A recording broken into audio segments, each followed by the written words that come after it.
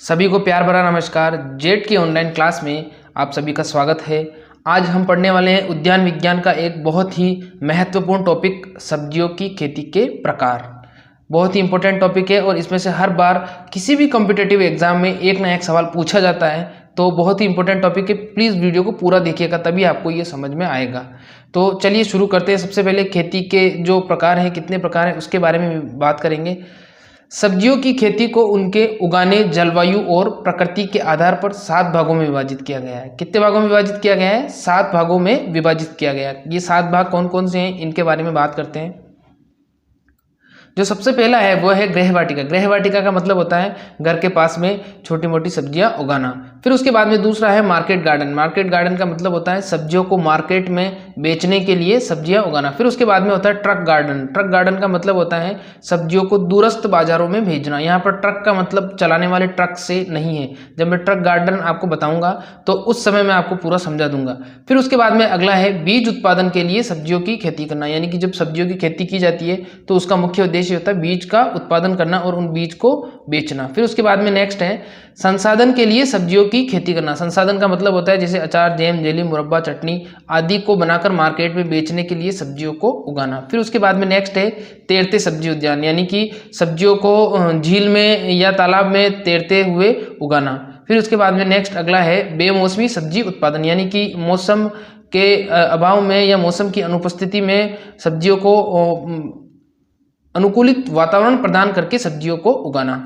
तो चलिए सबसे पहले बात करते हैं गृहवाटिका की। अब बात करते हैं गृहवाटिका की। गृहवाटिका का मतलब क्या होता है? इसको किचन गार्डन या रसोई उद्यान भी कहा जाता है। घर के आसपास पड़ी खाली भूमि में परिवार की सब्जियों की आवश्यकताओं की पूर्ति के लिए वर्ष भर सब्जी उगाना इस पद्धति में आता है।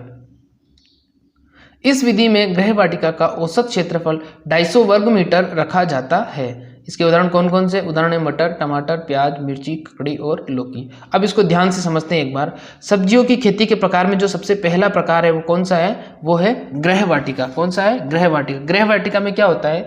घर के आसपास पड़ी खाली भूमि में परिवार की आवश्यकताओं की पूर्ति के लिए, परिवार की जो सब्जियों की आवश्यकता होती है या फल की आवश्यकता होती है, उनकी पूर्ति के लिए सब्जियां उगाना क्या कहलाता है? गृहवाटिका या रसोई उद्यान कहलाता है। इसका जो औसत क्षेत्रफल होता है वो क्षेत्रफल कितना होता है? 250 वर्ग मीटर। कितना होता है? 250 वर्ग मीटर होता है। इंपॉर्टेंट क्वेश्चन है, पीछे एग्जाम्स में ये पूछा गया है कि एक गृहवाटिका का औसत क्षेत्रफल कितना होता है।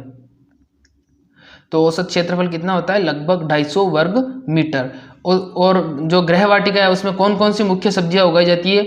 मटर, टमाटर, प्याज, मिर्ची, ककड़ी और लौकी। ये मुख्य सब्जियां हैं जो उगाई जाती हैं और कम समय में अधिक उत्पादन देने वाली ये सब्जियां हैं। तो गृहवाटिका एक बार फिर से समझा देता हूँ। गृहवाटिका का मतलब होता है घर के आसपास जो छोटी मोटी खाली जमीन पड़ी होती है उसमें परिवार की सब्जियों की आवश्यकताओं की पूर्ति के लिए जब हम सब्जी का उत्पादन करते हैं और वो जो उत्पादन प्राप्त होता है उस उत्पादन को हम खुद उपभोग करते हैं, ना कि बेचते हैं। खुद उपभोग करते हैं तो वो पद्धति कौन सी पद्धति कहलाती है? गृहवाटिका कहलाती है। एक गृहवाटिका का जो औसत क्षेत्रफल होता है वो कितना होता है? 250 वर्ग मीटर। कितना होता है? 250 वर्ग मीटर होता है। अब गृहवाटिका में कौन कौन सी सब्जियां उगाई जाती है? गृहवाटिका में उगाई जाती है मटर, फिर उसके बाद में टमाटर, फिर प्याज, फिर मिर्ची, फिर ककड़ी और फिर लौकी। ये सब्जियां हैं जो मुख्य रूप से गृहवाटिका में उगाई जाती है। अब बात करते हैं दूसरा, मार्केट गार्डन। इस प्रकार का सब्जी उत्पादन बड़े स्तर पर किया जाता है। इनका मुख्य उद्देश्य बाजार में सब्जी बेचकर मुनाफा प्राप्त करना होता है। इस प्रकार का सब्जी उत्पादन स्थानीय बाजार की मांग के अनुसार किया जाता है। यह उद्यान बाजार से 20 से 25 किलोमीटर की दूरी पर स्थित होते हैं। इन उद्यानों में सघन खेती की जाती है। इन उद्यानों में सघन खेती की जाती है। चलिए अब मार्केट गार्डनिंग की बात करते हैं। अब मार्केट गार्डन का मतलब होता है सब्जी उगाने का जो मुख्य उद्देश्य है वो उद्देश्य ये है कि सब्जी का अधिक से अधिक उत्पादन लें और उस उत्पादन को स्थानीय बाजारों में बेचकर, सब्जी मंडियों में बेचकर उनसे अधिक से अधिक मुनाफा प्राप्त कर सकें।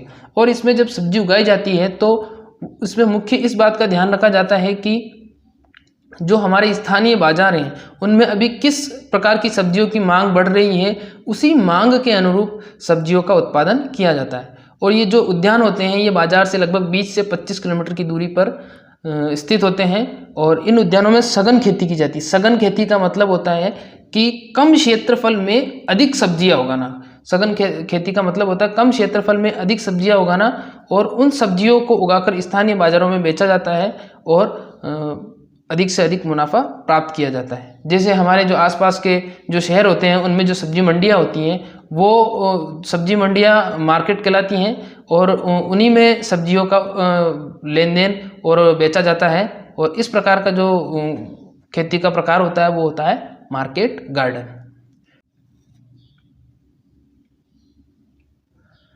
नेक्स्ट अब बात करते हैं सब्जियों की खेती का तीसरा जो प्रकार है उसका नाम है ट्रक गार्डन। अब ट्रक गार्डन को समझने से पहले आप सिर्फ और सिर्फ इस शब्द को समझिए ट्रक। ट्रक का मतलब क्या होता है? ट्रक एक फ्रेंच भाषा का शब्द है जिसका अर्थ होता है अदला बदली करना। जिसका मतलब क्या होता है? अदला बदली। जो हम रोड पे चलते हैं जो ट्रक देखते हैं वो ट्रक भी इसी फ्रेंच भाषा के शब्द ट्रक से लिया गया है, क्योंकि ट्रक का काम भी क्या होता है? सामान को एक स्थान से दूसरे स्थान तक पहुंचाना, तो अदला बदली करना। इसीलिए ट्रक जो रोड पर चलने वाला जो ट्रक होता है वो भी फ्रेंच भाषा से लिया गया ट्रक है, जिसका मतलब क्या होता है? अदला बदली करना। तो ट्रक का शब्द आपको मतलब समझ में आ गया होगा। यहाँ पर ट्रक का मतलब चलने वाले ट्रक से नहीं है, यहाँ पर ट्रक का मतलब अदला बदली से, यानी कि सब्जियों की एक स्थान से दूसरे स्थान पर अदला बदली करना। तो चलिए अब इसको ट्रक गार्डन को एक बार विस्तार से देखते हैं। ट्रक एक फ्रेंच भाषा का शब्द है जिसका अर्थ है अदला बदली करना। इस प्रकार की सब्जियों की खेती करने का मुख्य उद्देश्य सब्जियों को दूरस्थ बाजारों में भेजने से है। यह उद्यान बाजार से 150 से 200 किलोमीटर की दूरी पर स्थित होते हैं। इनमें सब्जियों की विरल खेती यानी कि एक्सटेंसिव फार्मिंग की जाती है। इसके उदाहरण कौन कौन से? इसके उदाहरण हैं आलू, प्याज और लहसुन। अब देखते हैं इसको, जो ट्रक गार्डन है इसको मैं एक बार ढंग से एक्सप्लेन कर लेते हैं। सबसे पहले इसका शब्द है ट्रक। ट्रक का मतलब क्या होता है? सबसे पहला क्वेश्चन तो यहीं से आता है, ट्रक गार्डन में ट्रक किस भाषा का शब्द है? तो ट्रक किस भाषा का शब्द है? फ्रेंच भाषा का शब्द है। Question number first. फिर उसके बाद में क्वेश्चन नंबर दूसरा है, ट्रक गार्डन में ट्रक का क्या अर्थ है? तो ट्रक गार्डन में ट्रक का क्या अर्थ है? ट्रक का अर्थ होता है अदला बदली करना। फिर उसके बाद में क्वेश्चन नंबर तीसरा, ट्रक गार्डन में जो उद्यान होते हैं वो स्थानीय बाजारों से कितने दूर होते हैं? स्थानीय बाजारों से कितने दूर होते हैं? 150 से 200 किलोमीटर। तो ट्रक गार्डन में क्या होता है? ट्रक गार्डन में ट्रक का एक फ्रेंच भाषा का शब्द है जिसका मतलब होता है अदला बदली करना है। और इस प्रकार की जो सब्जियों का उत्पादन किया जाता है उसमें इस बात का ध्यान रखा जाता है कि एक तो एक्सटेंसिव फार्मिंग की जाती है, यानी कि विरल खेती की जाती है, बड़े स्तर पर खेती की जाती है, और जो उत्पादन होता है उस उत्पादन को हम 150 से 200 किलोमीटर दूरस्थ बाजारों में भेजते हैं। जैसे अगर जयपुर में किसी चीज़ का उत्पादन हो रहा है तो उसको दूरस्थ बाजारों में जैसे अजमेर भेज दिया, या अजमेर में किसी चीज़ का उत्पादन हो रहा है तो उसको 150 से 200 किलोमीटर जोधपुर भेज दिया या कोटा भेज दिया। तो इस प्रकार का जो सब्जियों का प्रकार होता है वो क्या कहलाता है? ट्रक गार्डन कहलाता है। और इसमें मुख्य रूप से कौन सी सब्जी आती है? इसमें मुख्य रूप से 3 ही सब्जी आती है। ये इंपॉर्टेंट क्वेश्चन है। इसमें आता है आलू, प्याज और लहसुन। मुख्य रूप से क्या आता है? आलू, प्याज और लहसुन, ये 3 ही सब्जियां हैं, इनको रखा गया है इसमें मुख्य रूप से। इसके अलावा भी है लेकिन मुख्य ये 3 ही है, क्योंकि ये सब्जियां अधिक लंबे समय तक खराब नहीं होती हैं और सुरक्षित रहती है, इसलिए इस प्रकार की सब्जियों को क्या किया जाता है? दूरस्थ बाजारों में भेजा जाता है। तो ट्रक गार्डनिंग में क्या है? ट्रक तो एक फ्रेंच भाषा का शब्द है जिसका मतलब है अदला बदली करना। ये उद्यान बाजार से 150 से 200 किलोमीटर दूर होते हैं और इसमें मुख्य रूप से कौन सी सब्जियां होती है? आलू, प्याज और लहसुन होती है। और इस प्रकार की जो सब्जियों की खेती होती है वो कौन सी होती है? विरल खेती या एक्सटेंसिव फार्मिंग होती है, जिसमें बड़े स्तर पर सब्जियों का उत्पादन किया जाता है। अब इसके बाद में नेक्स्ट पॉइंट नंबर 4 है बीज उत्पादन के लिए खेती करना। क्या है? बीज उत्पादन के लिए खेती करना। अब ये समझने से पहले प्लीज़ यहाँ से चैनल को सब्सक्राइब कर लीजिए। सब्सक्राइब करोगे तभी वीडियोस आगे आते रहेंगे। सब्सक्राइब कर लीजिए ताकि आपको नेक्स्ट वीडियो की नोटिफिकेशन सबसे पहले प्राप्त हो सके, और यहाँ से वीडियो को लाइक भी कर लीजिए। तो चलिए अब बीज उत्पादन के लिए खेती करना, इसमें क्या है? इस प्रकार के सब्जी उत्पादन का मुख्य उद्देश्य सब्जियों के उन्नत किस्म का बीज उत्पादन करना होता है। बीज उत्पादन का कार्य बड़े बड़े कृषि फार्म पर किया जाता है और इसका संबंध बीज प्रमाणीकरण संस्थाओं से होता है। यानी कि जो नेक्स्ट अपना जो खेती का प्रकार है वो कौन सा है? बीज उत्पादन के लिए खेती करना। इस प्रकार के सब्जी उत्पादन का मुख्य उद्देश्य क्या होता है? सिर्फ और सिर्फ इतना ही उद्देश्य होता है कि जितनी भी सब्जियां हैं उनका उन्नत बीज बनाने के लिए सब्जियों का उत्पादन किया जाता है। उन्नत बीज बनाने के लिए सब्जियों का उत्पादन किया जाता है और यह कार्य कहाँ पर किया जाता है? बड़े बड़े कृषि फार्म पर या राजकीय फार्म पर किया जाता है। और इनका संबंध सीधा किससे होता है? इनका संबंध सीधा होता है बीज प्रमाणीकरण संस्थाओं से। बीज प्रमाणीकरण संस्थाओं से इनका सीधा संबंध होता है। जैसे बीज प्रमाणीकरण संस्था के रूप में अगर देखा जाए तो कौन सी होती है? राष्ट्रीय बीज निगम। राष्ट्रीय बीज निगम क्या करती है? बीज प्रमाणीकरण संस्था है और बीजों का प्रमाणन करती है। तो ये चौथा प्रकार था। पांचवा प्रकार है संसाधन के लिए सब्जियों की खेती करना।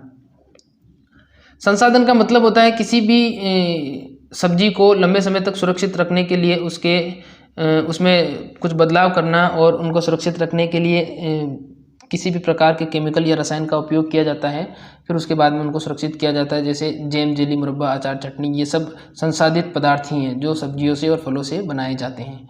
तो चलिए इसमें बात करते हैं। इस प्रकार के सब्जी उत्पादन का प्रचलन भारत में बहुत कम है। इस प्रकार के सब्जी उत्पादन का प्रचलन भारत में बहुत कम है। इस प्रकार के सब्जी उत्पादन में बड़े कृषि फार्म पर सब्जी उत्पादन किया जाता है और वहीं पर उनको संसाधित किया जाता है। इस प्रकार की विधि में टमाटर, गाजर, मटर, मिर्च आदि का उत्पादन किया जाता है। यानी कि संसाधन के लिए सब्जियों की खेती करना। इसमें क्या होता है कि बड़े बड़े जो एग्रीकल्चर फार्म होते हैं वहाँ पर सब्जियों की खेती की जाती है। फिर जो हमें उत्पादन प्राप्त होता है उससे वहीं पर संसाधित पदार्थ बनाए जाते हैं, फिर उनको मार्केट में बेचा जाता है। हालांकि भारत में इस प्रकार की जो सब्जियों का उत्पादन है या सब्जियों की खेती है वो नहीं होती है। इस प्रकार की होती भी है तो बहुत छोटे स्तर पर होती है, लेकिन विदेशों में ये बहुत बड़े स्तर पर इस प्रकार की खेती होती है।